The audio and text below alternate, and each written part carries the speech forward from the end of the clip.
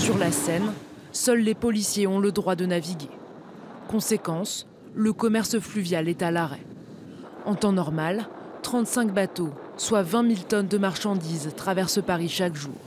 Sans compter les péniches de tourisme. Toutes les sorties sont annulées. Déjà fragilisé par les attentats de Paris, le secteur pourrait perdre jusqu'à 250 000 € par jour. Les institutions culturelles situées sur les bords de Seine seront fermées ce vendredi, notamment le musée d'Orsay et le Louvre. Ce dernier, le musée le plus visité au monde avec ses 9 millions d'entrées par an, évacue des œuvres stockées dans ses réserves. Dans le centre, les châteaux de la Loire ont pour la plupart fermé leurs portes au public. Certains sont même partiellement inondés, comme le château de Chambord.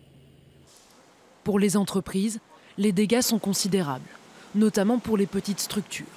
Leurs locaux, leurs stocks sont ravagés.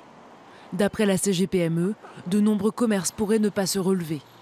Les géants sont aussi impactés.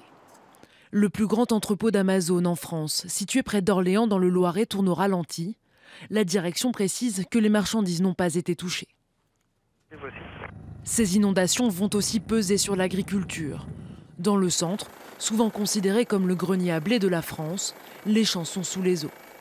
Les préjudices sont pour l'heure impossibles à chiffrer, mais l'état de catastrophe naturelle sera reconnu pour les zones les plus touchées dès le Conseil des ministres de mercredi prochain.